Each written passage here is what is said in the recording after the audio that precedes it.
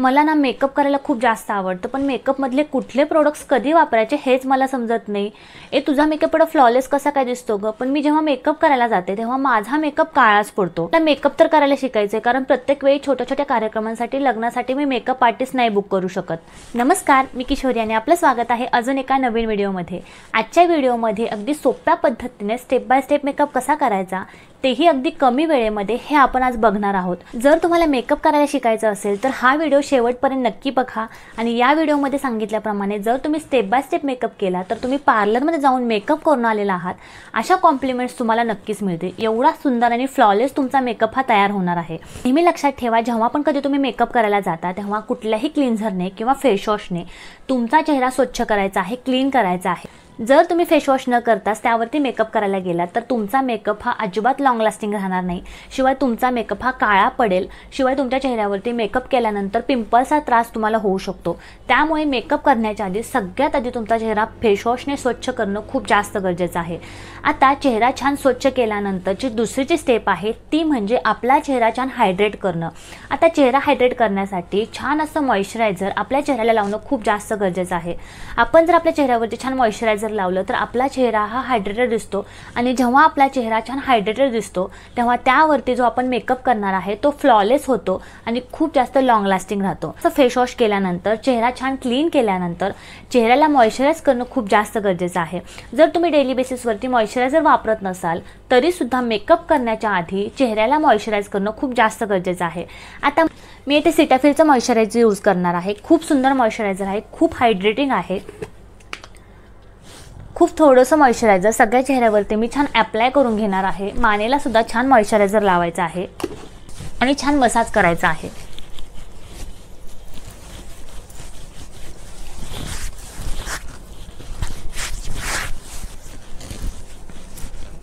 आता यानंतरची पुढची स्टेप आहे ती आहे प्रायमर.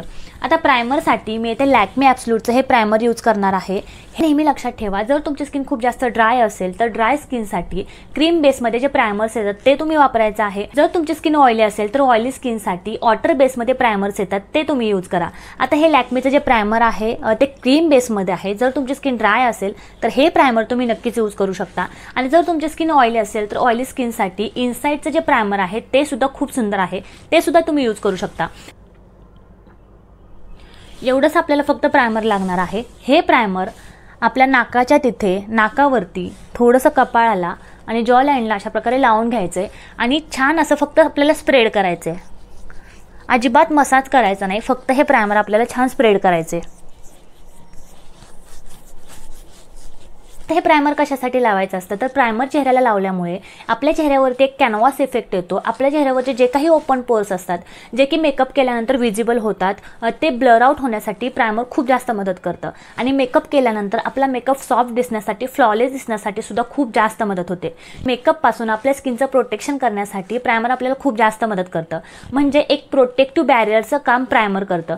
त्यामुळे प्रायमर अजिबात स्किप करायचं नाही. जर तुम्ही प्रायमर स्किप केलं तर तुमचा मेकअप एकदम पॅची दिसणार, काळा पडणार किंवा तुमचा मेकअप अनइवन दिसणार. त्यामुळे मॉइश्चरायझर नंतर चेहऱ्याला प्रायमर लावणं खूप जास्त गरजेचं आहे. प्रायमर लावून झालेला आहे. यानंतरची पुढची स्टेप आहे ती आहे फाउंडेशन. आता आपला मेकअप कसा होणार आहे हे आपण फाउंडेशन कशा प्रकारे लावतोय, कुठलं फाउंडेशन निवडतोय यावरती खूप डिपेंड आहे.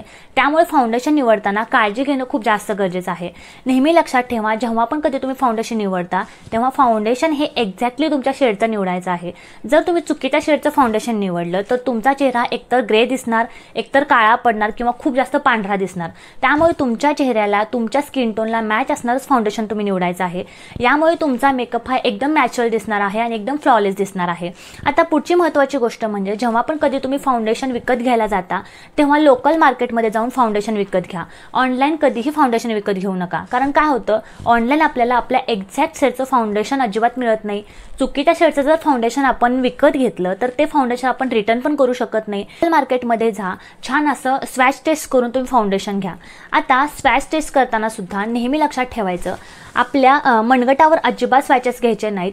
नेहमी लक्षात ठेवा, आपल्या हाताचा कलर, आपल्या चेहऱ्याचा कलर हा पूर्णपणे वेगळा असतो. त्यामुळे कधीही फाउंडेशनचे स्वॅचेस घेताना चेहऱ्यावरती स्वॅचेस घ्यायचे आहेत आणि आपल्या स्किनला एक्झॅक्टली जे फाउंडेशन मॅच होतं तेच फाउंडेशन तुम्ही विकत घ्यायचं आहे. एकदा का तुम्हाला तुमच्या फाउंडेशनचा सेट समजला, मग तुम्ही ऑनलाईन त्या सेटचं फाउंडेशन विकत घेऊ शकता. आता फाउंडेशनसाठी मी येथे फिटमीचं हे फाउंडेशन यूज करणार आहे. याचा जो शेड आहे तो आहे 230.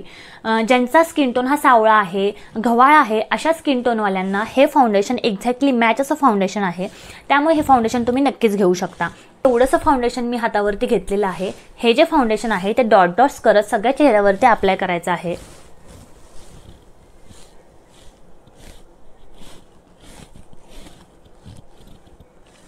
मानेला सुद्धा छान फाउंडेशन अप्लाय करायचं आहे. मानेला फाउंडेशन अप्लाय करायला अजिबात विसरायचं नाही, कारण काय होतं, आपल्या चेहऱ्याचा रंग आणि मानेचा रंग वेगळा दिसतो. त्यामुळे मानेला सुद्धा छान फाउंडेशन अप्लाय करायचं आहे. नेहमी लक्षात ठेवा, फाउंडेशन हातावरती घेऊन डायरेक्ट चेहऱ्यावरती अजिबात रब करायचं नाही. अशा प्रकारे सगळ्यात आधी डॉट डॉट्स करत चेहऱ्यावरती फाउंडेशन अप्लाय करायचं आहे आणि त्यानंतर हे फाउंडेशन ब्लेंड करायचं आहे. आता पुढची महत्त्वाची गोष्ट म्हणजे हे जे फाउंडेशन तुम्ही चेहऱ्यावरती लावलेलं आहे ते हाताने अजिबात स्प्रेड करायचं नाही. तर हे फाउंडेशन ब्लेंड करण्यासाठी अशा प्रकारचा ब्युटी ब्लेंडर यूज करायचा आहे. हा जो ब्युटी ब्लेंडर आहे तो पाण्यामध्ये डीप करायचा आहे आणि याने छान असं पाणी सोक केल्यानंतर या ब्युटी ब्लेंडरची साईज मोठी होते. त्यानंतर यामधले जे पाणी आहे ते स्क्वीज करून पिळून काढायचं आहे आणि त्यानंतर हा जो ब्युटी ब्लेंडर आहे त्याने आपले जे फाउंडेशन आहे ते छान ब्लेंड करून घ्यायचं आहे. आता मी छान माझं फाउंडेशन ब्लेंड करून घेणार आहे. लक्षात ठेवा, ब्लेंडिंगसाठी थोडासा जास्त वेळ द्यायचा आहे, कारण आपलं फाउंडेशन जर छान ब्लेंड झालं तर आपला मेकअप हा खूप वेळ टिकतो आणि आपला जो बेस आहे तो फ्लॉलेस दिसण्यासाठी सुद्धा खूप जास्त मदत होते. त्यामुळे ब्लेंडिंगसाठी थोडासा जास्त वेळ द्यायचा आहे.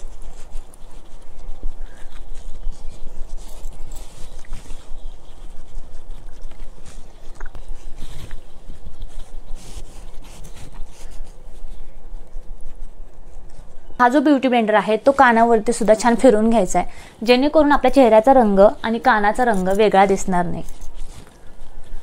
फाउंडेशन ब्लेंड करून झालेला आहे. तुम्ही बघताय खूप चांगल्या प्रकारे फाउंडेशन ब्लेंड झालेला आहे. ब्लेंडिंगसाठी थोडासा जास्त वेळ द्या, जेणेकरून आपला जो बेस आहे तो फ्लॉलेस दिसेल. आता यानंतरची पुढची जी स्टेप आहे ती आहे कन्सिलर. आता कन्सिलरसाठी मी इथे प्रो कन्सिलचं कन्सिलर यूज करणार आहे. याचा जो शेड आहे तो बीज आहे. मीडियम स्किन टोनसाठी खूप सुंदर असा हा शेड आहे. आता कन्सिलर कशासाठी लावायचं असतं, तर आपल्या चेहऱ्यावरचे जे काही डार्क स्पॉट असतात किंवा पिंपल्सचे डाग असतात, अनइवन स्किन टोन असतो, जसं की माझ्या डोळ्याखाली थोडासा डार्कनेस आहे किंवा माउथच्या अराउंड थोडासा डार्कनेस आहे. अशा प्रकारे जर तुमच्या चेहऱ्यावरती अनइवन स्किन टोन असेल, पिंपल्सचे डाग असतील, ते हाईड करण्याचं काम कन्सिलर करतं. त्यामुळे तुमचा चेहरा हा इवन टोन दिसतो आणि खूप सुंदर दिसतो. त्यामुळे कन्सिलर हे लावायचंच आहे. कन्सिलर विकत घेताना तुमचं जे फाउंडेशन आहे त्या फाउंडेशनपेक्षा एक शेड लायटर कन्सिलर घ्यायचं आहे. हे कन्सिलर कसं यूज करायचं, तर कन्सिलर हे नेहमी आपल्या डोळ्याच्या खाली, डोळ्याच्या वरती अशा प्रकारे लावून घ्यायचे. शिवाय ज्या ठिकाणी आपल्याला डार्कनेस आहे, ज्या ठिकाणी पिंपल्स आहेत, त्या ठिकाणी हे कन्सिलर अशा प्रकारे लावून घ्यायचं आहे आणि सेम ब्युटी ब्लेंडरने छान ब्लेंड करून घ्यायचे.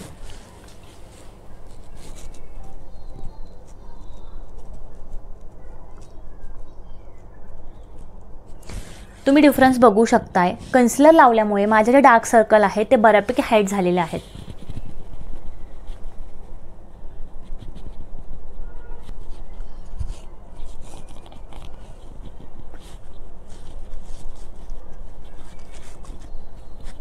कन्सिलर ब्लेंड करून झालेला आहे. आता छान आपण फाउंडेशन लावलेलं आहे, कन्सिलर लावलेलं आहे. तुम्ही बघताय किती छान आपला फ्लॉलेस बेस तयार झालेला आहे. यानंतरची पुढची स्टेप आहे ती म्हणजे आपलं फाउंडेशन सेट करणं. त्यासाठी तुम्ही सेटिंग पावडर वापरू शकता, लूज पावडर वापरू शकता किंवा तुम्ही कॉम्पॅक्ट पावडर यूज करू शकता. आता माझं जे फाउंडेशन आहे ते सेट करण्यासाठी मी येथे फिटमीचं कॉम्पॅक्ट पावडर यूज करणार आहे. याचा जो शेड आहे तो आहे 220.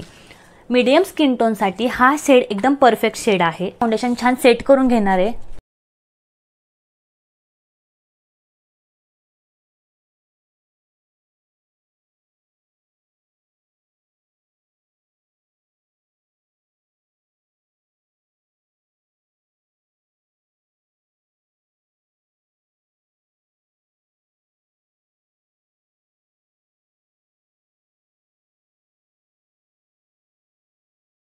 आता मी माझा जो बेस आहे तो कॉम्पॅक्ट पावडरने छान सेट करून घेतलेला आहे। आता जो आपला बेस आहे तो एकदम फ्लॉलेस दिसत आहे, त्यामुळे आपला जो हा बेस आहे तो लॉक करणं सुद्धा तितकंच गरजेचं आहे। त्यासाठी आपण यूज करणार आहोत मेकअप फिक्सिंग स्प्रे। आता माझ्याकडे हा स्विस ब्युटीचा मेकअप फिक्सिंग स्प्रे आहे। या स्प्रेने मी माझा जो बेस आहे तो लॉक करून घेणार आहे। यामुळे काय होतं, आपला जो मेकअप आहे तो लॉंग लास्टिंग राहतो। बऱ्याच जणी म्हणतात की आम्ही जेव्हा मेकअप करतो घाम आल्यानंतर आमचा मेकअप पूर्णपणे मेल्ट होतो आणि पूर्णपणे ओघळायला लागतो। जेव्हा तुम्ही अशा प्रकारचा मेकअप फिक्सिंग स्प्रे यूज करता तेव्हा तुमचा मेकअप अजिबात मेल्ट होत नाही, जशाच तसा खूप वेळासाठी राहतो। त्यामुळे मेकअप फिक्सिंग स्प्रे यूज करणं सुद्धा तितकंच गरजेचं आहे। आता हा जो स्प्रे आहे तो छान डॅब डॅब करत आपण सेट करून घेणार आहे। आता तुम्हाला माझा चेहरा खूप जास्त व्हाईट व्हाईट दिसत असेल तर चेहऱ्याला छान शार्पनेस येण्यासाठी, आपल्या चेहऱ्यावरचे जे फीचर्स असतात ते शार्प दिसण्यासाठी, उठून दिसण्यासाठी आता आपल्याला चेहऱ्याला कॉन्टरिंग करायचं आहे। जर तुमचा चेहरा खूप जास्त मोठा असेल, तुमचं नाक थोडंसं मोठं असेल तर कॉन्टरिंगमुळे काय होतं, आपला चेहरा नाजूक दिसतो, आपलं नाक नाजूक दिसतं। ओव्हरऑल आपले जे फीचर्स असतात ते उठावदार दिसण्यासाठी खूप जास्त मदत होते। त्यामुळे चेहऱ्याला कॉन्टरिंग करायला सुद्धा अजिबात विसरायचं नाही। आता कॉन्टरिंगसाठी मी हे तर PACचं आयशॅडो पॅलेट आहे, आयब्रो पॅलेट आहे ते यूज करणार आहे आणि यामधला जो ब्राऊन कलर आहे या कलरने मी माझ्या संपूर्ण चेहऱ्याला छान कॉन्टरिंग करून घेणार आहे। नेहमी लक्षात ठेवा, कधीही गालाला कॉन्टरिंग करताना तुमची जी वरची इयरलाइन असते त्या इयरलाइन पासून खाली आणि तुमच्या डोळ्याचा हा जो पॉइंट आहे त्या पॉइंट पासून खाली अशा प्रकारे या शेपमध्ये चेहऱ्याला कॉन्टरिंग करायचं आहे। अशा प्रकारे वरच्या बाजूने ब्रश घेऊन जायचं आहे।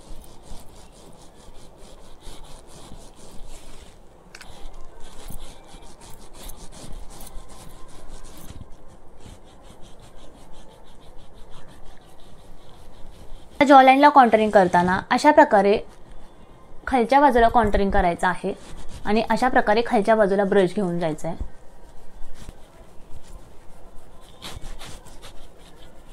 जर तुमचं जॉ लाईन थोडंसं मोठं असेल, थोडासा चेहरा तुमचा फॅट असेल तर अशा प्रकारे खालच्या बाजूला जर तुम्ही कॉन्टरिंग केलं तर तुमची जी जॉ लाईन असते ती शार्प दिसते, खूप सुंदर दिसते। त्यामुळे जॉ लाईनला कॉन्टरिंग करणं सुद्धा तितकंच गरजेचं आहे। लक्षात ठेवा, जर तुम्हाला नाकाला कॉन्टरिंग करायला जमत नसेल तर काय करायचं, हे अशा प्रकारे आपलं बोट घ्यायचं आणि हे बोट प्रोडक्टमध्ये डीप करायचं आणि नोजला अशा प्रकारे कॉन्टरिंग करायचं।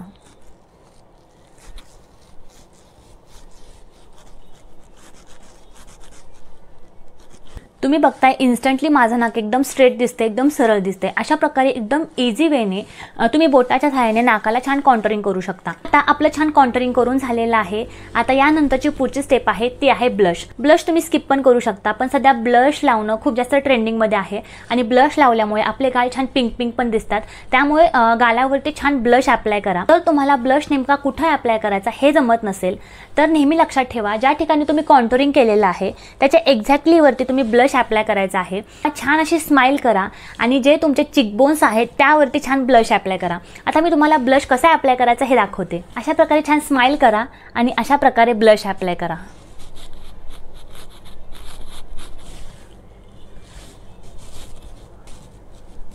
आणि छान याला ब्लेंड करा।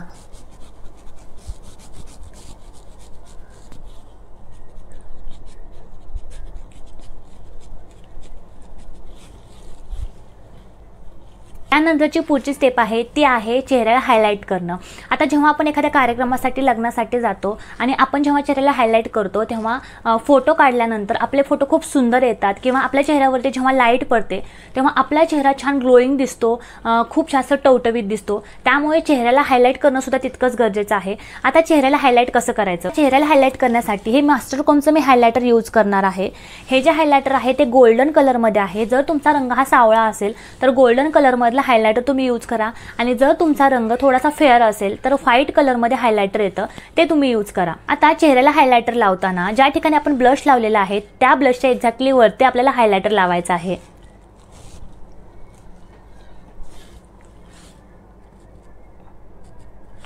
त्यानंतर अशा प्रकारे या ठिकाणी हायलायटर लावायचे। नोजला हायलाइट करताना अशा प्रकारे ब्रश पकडायचा आहे, हायलायटरमध्ये डीप करून छान असं नोजला हायलायटर करून घ्यायचे।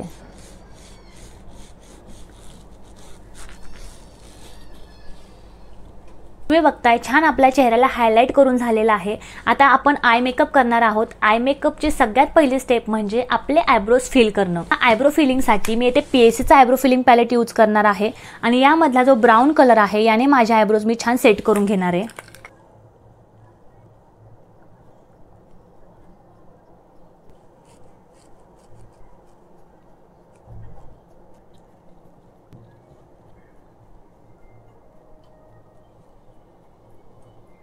मी लक्षात ठेवा, आयब्रो फिल करण्यासाठी ब्राऊन कलरचं आयब्रो पेन्सिल किंवा आयब्रो पावडर यूज करा आणि आयब्रो फिल करून झाल्यानंतर अशा प्रकारच्या स्पूली ब्रशने छान आयब्रो सेट करा, जेणेकरून तुमचे जे आयब्रोज आहेत ते पॅची दिसणार नाहीत।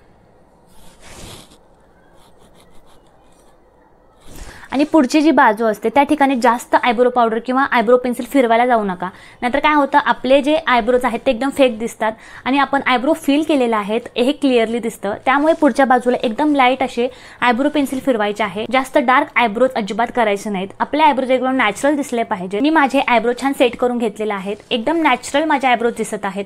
आता यानंतरची पुढची जी स्टेप आहे ती आहे आय शॅडो ॲप्लिकेशन। ही जी स्टेप आहे ती बऱ्याच जणींना थोडीशी किचकट वाटते। मी तुम्हाला एकदम सोप्या पद्धतीने आय मेकअप कसा करायचा हे शिकवणार आहे। तर हे जे तुम्ही पॅलेट बघताय हे नायकाचं आय शॅडो पॅलेट आहे। यामधले जे शेड आहेत ते एकदम न्यूट्रल शेड आहेत, त्यामुळे अशा प्रकारचं नायकाचं आय शॅडो पॅलेट तुमच्याकडे असायलाच हवं जर तुम्ही बिगनर्स असाल। आता काय करायचं, यामधला जो ब्राऊन कलर आहे मग तो हा डार्क ब्राऊन असू दे किंवा फेंट ब्राऊन असू दे, याला आय मेकअप करायला अजिबात जमत नसेल तर कुठल्याही आय शॅडो पॅलेटमधला ब्राऊन कलर घ्यायचा आणि तो आपल्या आयलिडवरती लावायचा। कारण काय होतं, कुठलाही ब्राऊन जो कलर असतो तो न्यूट्रल कलर असतो, आपल्या कुठल्याही आउटफिटवरती ब्राऊन कलर एकदम मॅच होतो। त्यामुळे ब्राऊन कलर घ्यायचा आणि सिम्पली आपल्या आयलिडवरती अशा प्रकारे लावून घ्यायचा। तुम्हाला ब्रशने जमत नसेल तर तुम्ही बोटाच्या सहाय्याने छान अशा प्रकारे आय शॅडो लावू शकता। तुम्ही बघता किती सिंपल पद्धतीने मी ब्राऊन कलरचा जो आय शॅडोचा कलर आहे तो पिक केलेला आहे आणि माझ्या आयलिडवरती छान अप्लाय करून घेते।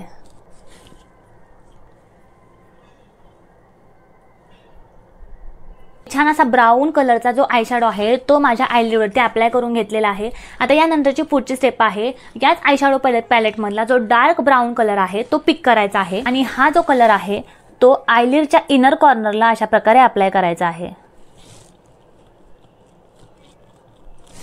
यामुळे काय होतं, आपले जे आयलिड आहे, आपले जे डोळे आहेत ते उठावदार दिसतात। याच पॅलेटमधला जो ग्लिटर शेड आहे, गोल्डन कलरचा ग्लिटर शेड आहे तो पिक करायचा आहे आणि तो आपल्या आयबॉलवरती अप्लाय करायचा आहे।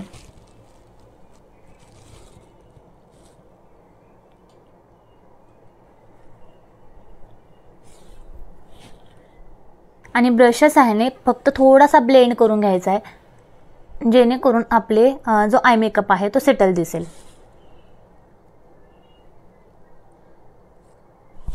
तुम्ही बघताय किती सिंपल वेने आपण आय मेकअप घरच्या घरी करू शकतो आणि जो हा आय मेकअप आहे तो कुठल्याही आउटफिटवरती, कुठल्याही साडीवरती एकदम मॅच होतो। जर तुम्हाला आय मेकअप करायला अजिबात जमत नसेल तर ही आय शॅडो ट्रिक तुम्ही नक्की यूज करा। आणि काजळ लावून घेणार आहे। काजळासाठी मी इथे नायकाचं आय एम बोल्ड हे काजळ यूज करणार आहे।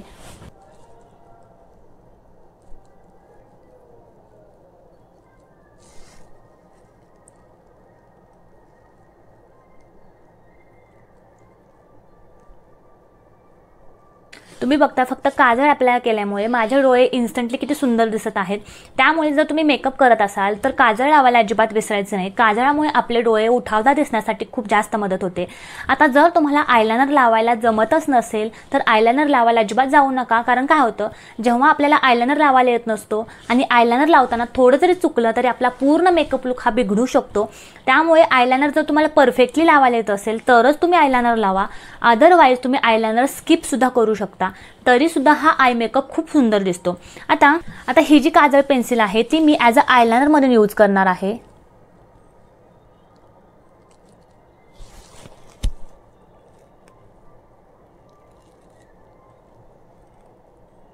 या काजळाच्या खालच्या बाजूला थोडासा ब्राऊन कलर थोडासा स्प्रेड करून घ्यायचा आहे, जेणेकरून आपले जे डोळे आहेत ते थोडेसे मोठे दिसण्यासाठी आणि खूप सुंदर दिसण्यासाठी मदत होते।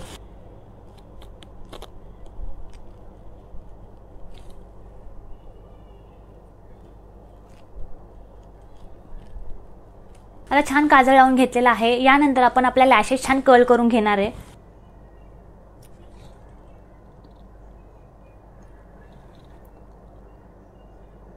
साठी मी लॅश एक्सटेन्शनचा हा मस्कारा यूज करणार आहे। खूप सुंदर मस्कारा आहे, लॉंग लास्टिंग आहे। यामुळे आपल्या पापण्या खूप मोठ्या दिसण्यासाठी खूप मदत होते। जर तुमच्या पापण्या खूप थोड्या असतील, विरळ असतील तर हा मस्कारा तुम्ही नक्की यूज करा।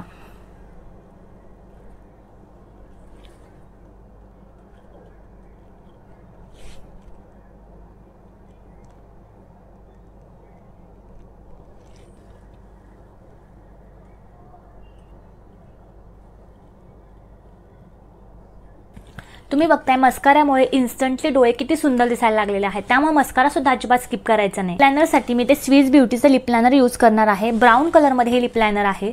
जर तुम्हाला लिप लायनर कोणतं घ्यायचं हे समजत नसेल तर एक ब्राऊन कलरची लिप लायनर तुमच्याकडे नक्की ठेवा, कारण हे लिप लायनर कुठल्याही लिपस्टिकला अगदी मॅच होतं आणि त्यामुळे तुमचे लिप्स सुद्धा खूप सुंदर दिसतात। आता लाईन करताना जर तुमच्या लिप्स छोट्या असतील तर अशा प्रकारे वरच्या बाजूला लिप्स लाइन करून घ्यायचे।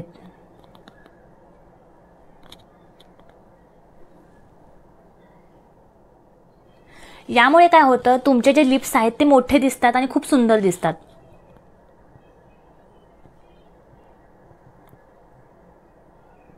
लिपस्टिकसाठी मी मेबलिनची ही लिपस्टिक यूज करणार आहे। खूप सुंदर लिपस्टिक आहे, लॉंग लास्टिंग आहे। जर तुम्हाला एखादी लॉंग लास्टिंग लिपस्टिक हवी असेल तर या लिपस्टिकमध्ये तुम्ही नक्की इन्वेस्ट करू शकता। या लिपस्टिकमध्ये माझ्याकडे 2 ते 3 शेड आहेत। एवढी सुंदर ही लिपस्टिक आहे। पिंक कलरमध्ये याचा शेड आहे, डार्क पिंक याचा शेड आहे।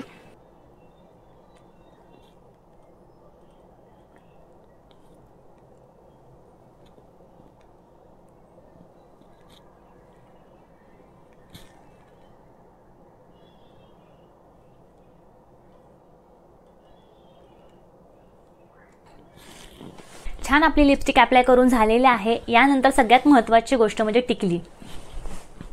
त्याशिवाय आपला मेकअप लुक हा तयारच होऊ शकत नाही, कंप्लीट होऊ शकत नाही।